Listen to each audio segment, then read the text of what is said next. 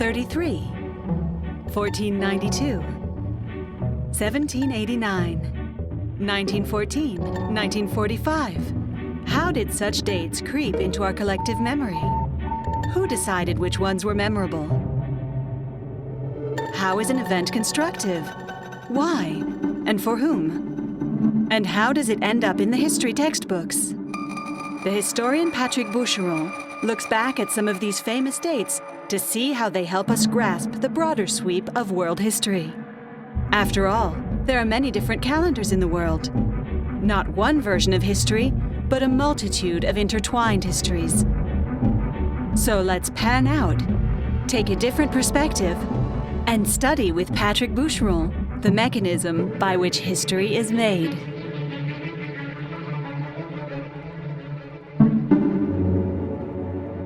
When Alexander died in Babylon, he was the ruler of an empire that stretched from Greece to the northern reaches of India. But the king was also the stuff of dreams, and beyond his military successes, his real legacy was a legend and a dream. The dream of a global empire uniting East and West, the dream of an empire which knew no bounds.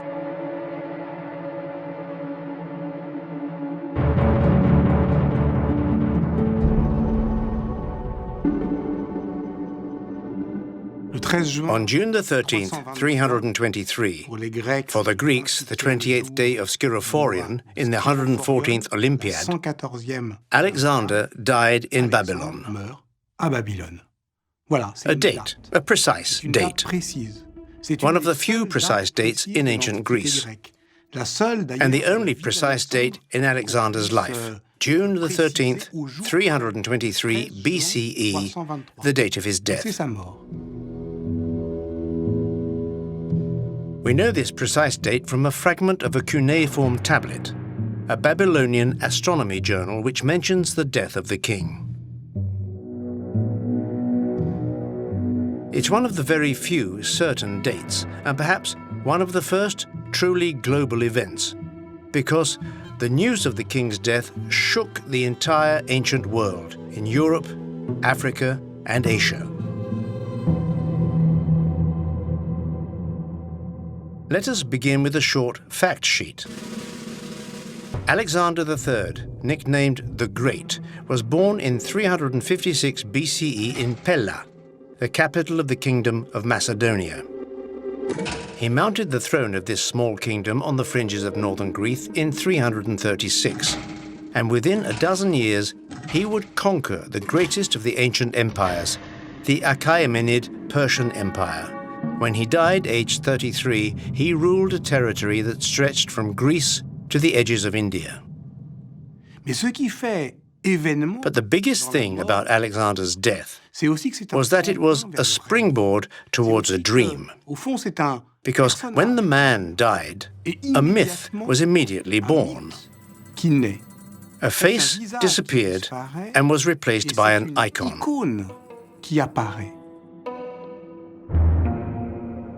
And much later in time came a tidal wave of legends which far outdid the actual history, and which created the myth of Alexander.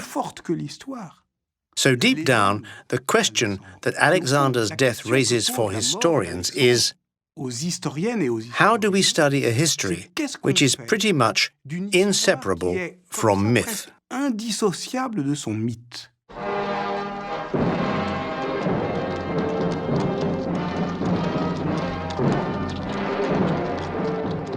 When Hollywood decided to give us its take on the Alexander story, it based its scripts on imaginary tales, the tradition of which goes back 23 centuries. From antiquity to modern times, the romance of Alexander has been one of the best ever sellers in European and Middle Eastern literature, and in every possible language.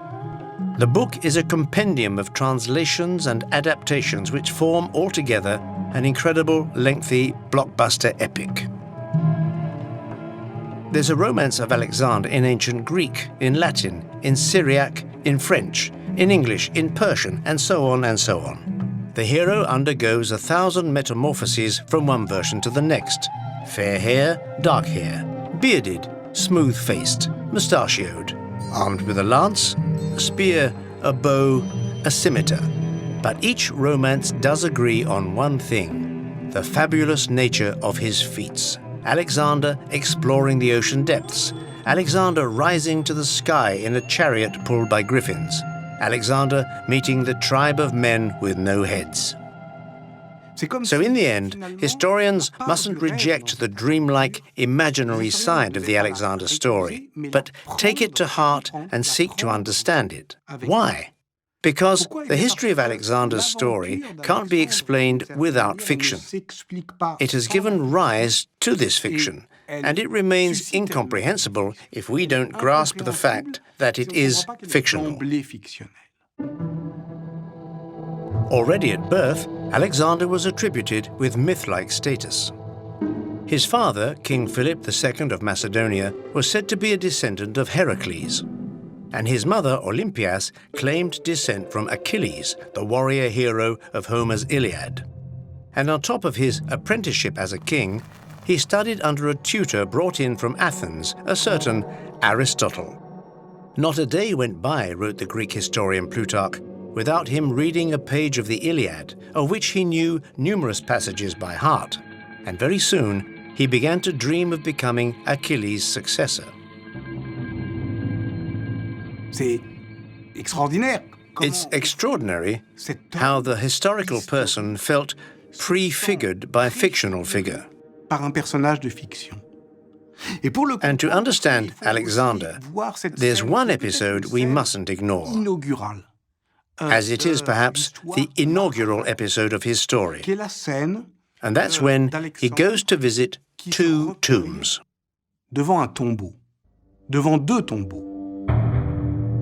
His first visit was in the year 331 to Ilion and the supposed tomb of Achilles. His second was in 324, the year before his death. This time he went to Pasargadae in Persia, today's Iran, to visit the tomb of Cyrus the Great, the founder of the Achaemenid Empire, the first Persian Empire. Two tombs, one that of a fictional hero, the other that of a historical figure, a fictional tomb and a real tomb. A Western tomb, that of the hero of Western literature, Achilles, and an Eastern tomb, that of Cyrus the Great. In a way, this repetition of the original episode sets the scene for the romance of Alexander, an epic adventure between East and West, but also between fiction and reality. To tell of his story, or at least outline it, we can split Alexander's adventure into three periods. The first was that of the stabilization of the Greek world. Alexander's father, Philip II, had deployed a policy of conquest and unification of rival Greek cities, which viewed Macedonians as semi-barbarians. But although their military might was a threat, they gladly accepted it because it protected them from the Persian enemy. In 336, when Philip was assassinated in mysterious circumstances, Alexander continued his father's expansionist policy at the expense of Athens and Thebes. He even razed the latter to the ground as punishment for its ambitions of independence. But he also wanted to avenge his father's death, which he attributed to the Persians.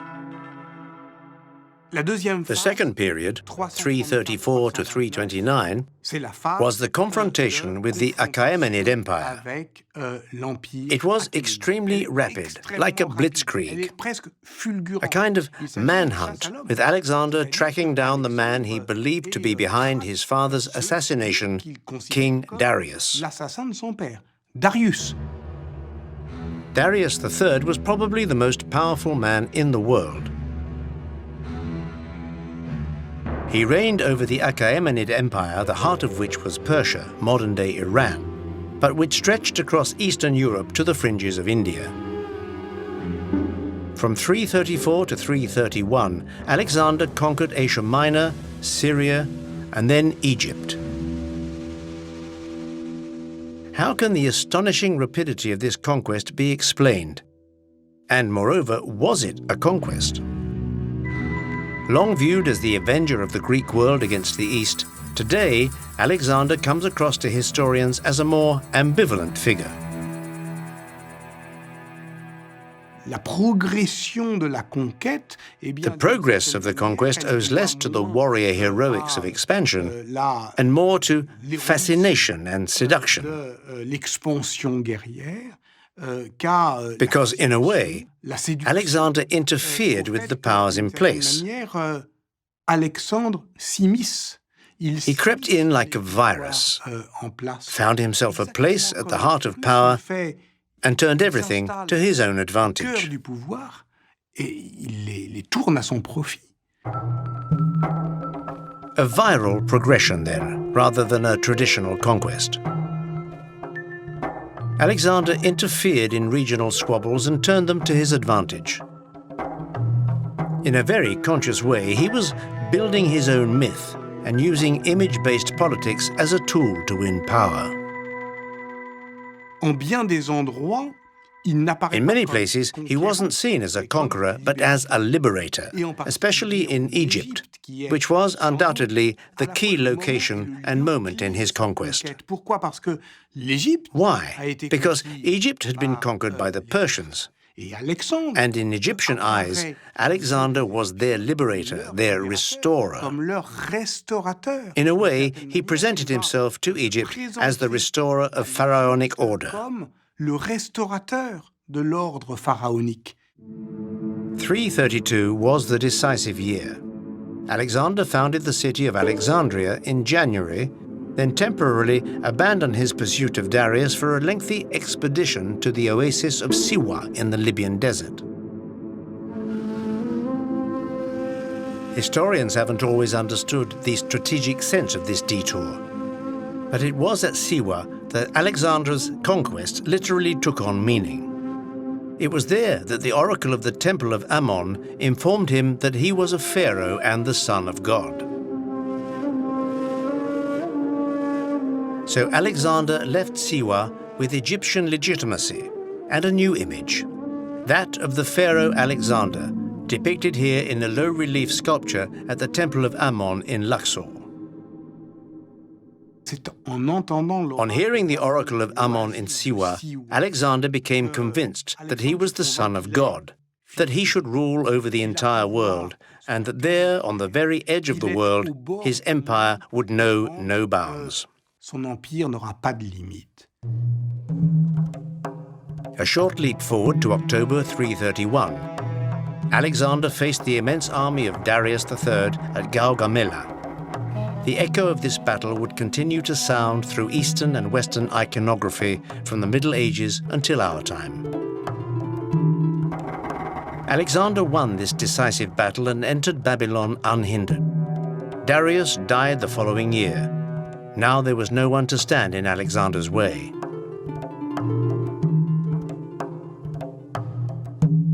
Hence begins the third period farther east.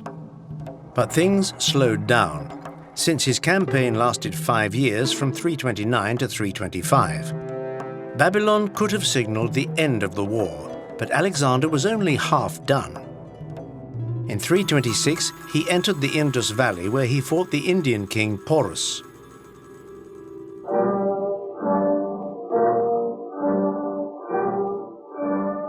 This time we got Bollywood's take on this famous battle, where the Macedonians faced off against Porus's combat elephants. Was it time to go home? His soldiers demanded it, but Alexander still dreamed of reaching the edge of the world. His adventure then seemed to falter, to lose its direction. In 324 he returned to Susa in Persia, where he married his second wife, the princess Stataira, daughter of Darius.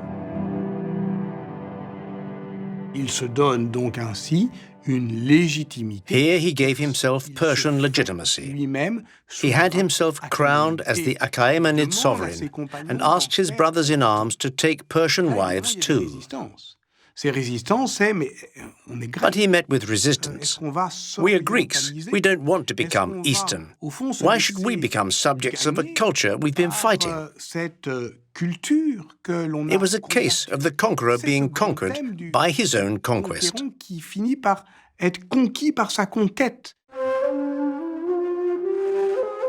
This also pointed, for Greek and later Roman historians, notably Quintus Curtius, to a softening of Alexander, won over by the Eastern good life. His death, therefore, seemed to be the culmination of this softening, the slow decomposition of the hero's body and soul. It's possible to timeline Alexander's death day by day and almost hour by hour, thanks to Plutarch, who quoted passages from the royal ephemerides, a kind of journal kept by Alexander's private secretary, Eumenes of Cardia, in the Persian tradition of daily, detailed records to power.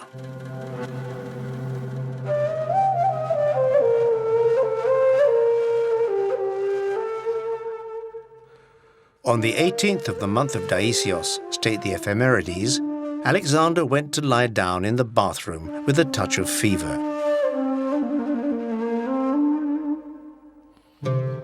The manuscript goes on, slowly and languidly, to describe a silent, almost gentle death. On the 25th, he slept a little, but the fever wouldn't leave him. And when his officers came to visit him, he could no longer speak. Early evening on the 28th, he passed away. Pensez quand même, Think about it. Alexandre, Alexander had dreamed of himself as a Greek hero. héros grec, qui n'a pas passé un He had read a page of the Iliad every day of his life. passage de l'Iliade, comme sa mort est How far his death seems from the image of a hero's la death. mort d'un héros. It was so unheroic, Héroïque, so inglorious, glorieuse, so unspectacular. spectaculaire. Rien n'est solennel. Dans There was cette nothing solemn scène. about it, no famous last words, no will and testament, just pain, death, Il n'y a rien and d'autre disarray. que l'agonie, la mort. And it would cause big problems. Ça va poser plein de problèmes. Alexander died without leaving instructions, and while his body lay among his brothers in arms, one question immediately arose. What would become of the empire? Anne-Emmanuelle Weiss is a specialist on post-Alexander Egypt. À la mort d'Alexandre, On Alexander's death, there were two possible legitimate heirs. One was Alexander's half-brother, Philip Aridaeus, and his posthumous son, Alexander IV, born by the Persian princess Roxana. Le paradoxe, c'est que ni l'un The paradox was that neither of these legitimate heirs could in reality exercise power. Alexandre IV, The newborn Alexander IV for obvious reasons, and Philip Aridaeus, the half-brother, because he was incurably mentally disabled. And this strange situation obviously gave rise to the personal ambitions of what modern historians refer to as the Diadochi. The Diadochi were Alexander's generals, those who gathered at his deathbed. Perdiccas, Ptolemy, Antigonus, Lysimachus, Leonatus, Eumenes of Cardia, Seleucus, and so on. Each of them knew that he who would succeed Alexander was the one who managed to best exploit his image. Because the death of Alexander was also the birth of an icon. Plutarch writes of how each Diadochus would try to make himself look as much like the dead hero as possible. So the first issue surrounding the succession was right there, in the center of the room. What would happen to Alexander's body? Sera-t-il incinéré? Would he be Sera-t-il cremated inhumé? or En buried? fait, on en est pratiquement certain. We're pretty certain he was mummified, Et ça, c'est déjà quelque chose. which is a key point, C'est un. because it means he was Ça veut pharaonized. dire qu'il est pharaonisé. Ça veut dire que le seul fait. And the fact of embalming Alexander's body right there in Babylon sent a strong signal to Egypt Égypte, of the pharaonic power, the sacred power, which Alexander had dreamed of. Alexandre, justement, a rêvé. Each Diadochus understood that the one who took charge of the body and delivered it to its final resting place would have a decisive advance over the others in the question of succession. So Alexander's body was hijacked. And the instigator of this geopolitical hijacking was Ptolemy. Avec le corps d'Alexandre, Ptolemy therefore declared himself the official guardian of Alexander's dead body, just as he had been Alexander's bodyguard, his somatophylakes, during his expeditions. And this appropriation of the body put Ptolemy at the top of the list of all the other Diadochi fighting to become Alexander's heir. de cet héritage d'Alexandre. But not only did he have the body, he also had the mighty pen.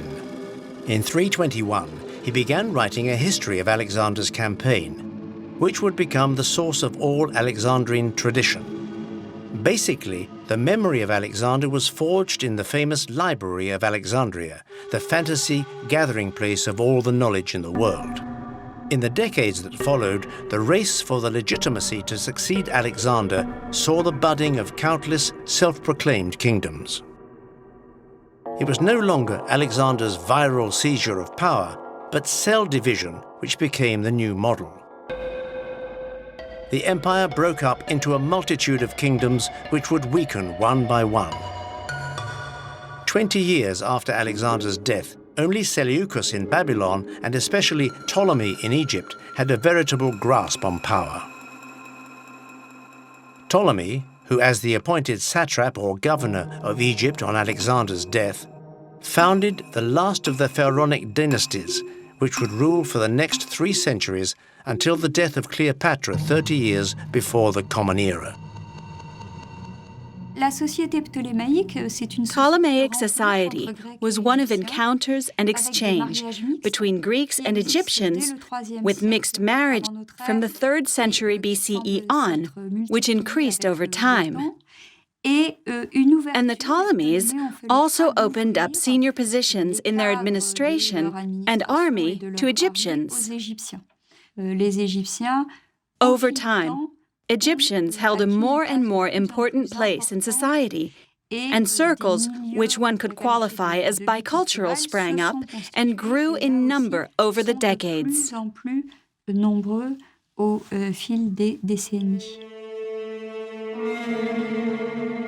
No event at the time was as world-shattering as Alexander's death in Babylon. His conquests concerned much of the known world, so rumors soon began to spread.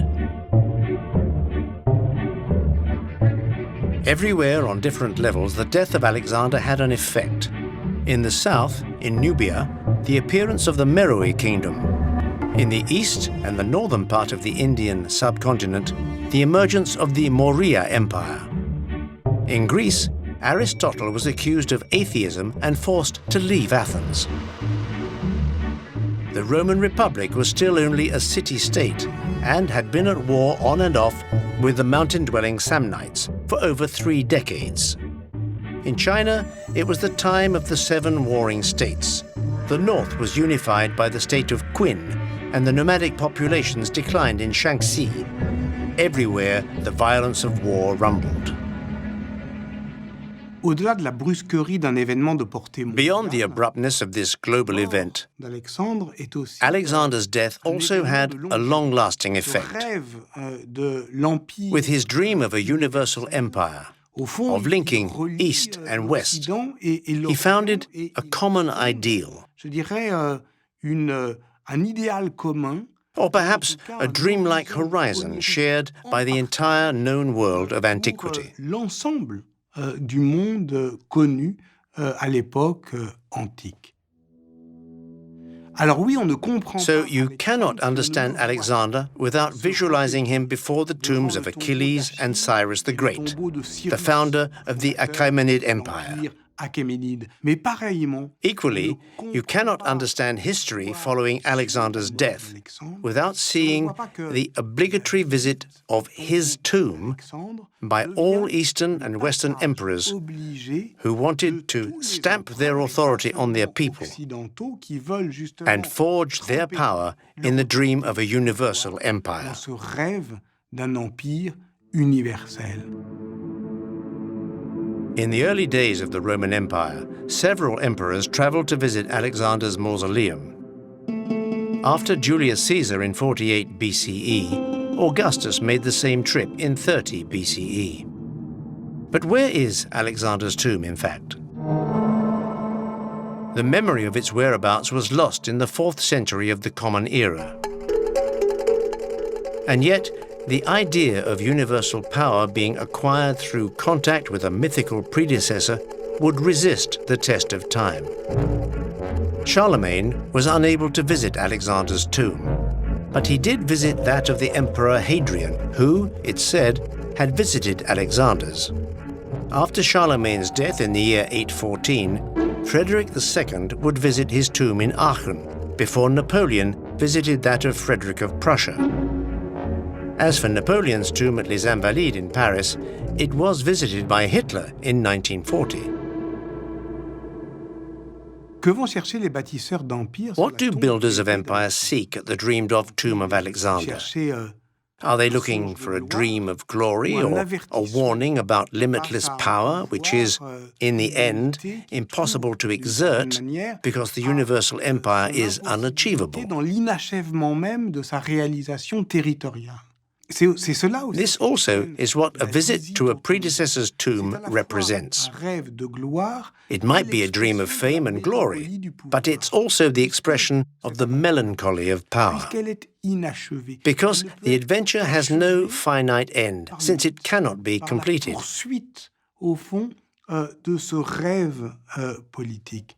Et quel est ce rêve? It can only end in myth, C'est évidemment through the pursuit of a political dream, universel. a dream of a universal empire stretching across East and West. L'Orient et l'Occident. Such a world, the world Alexander dreamed of, will never be realized. Personne But ne le verra it remains a horizon, réalisé. Mais il est toujours an inaccessible horizon like all horizons, which retreat as we advance towards it. horizon, car il recule. But this Lorsqu'on inaccessible horizon is part of the dream. Cet horizon inaccessible, c'est évidemment la part du rêve. C'est au fond cette It's this idea that all we know of Alexander are the dreams that made him, Sinon, les rêves and the dreams qui l'ont formé, that he aroused in others. ceux-là même qu'il a suscité.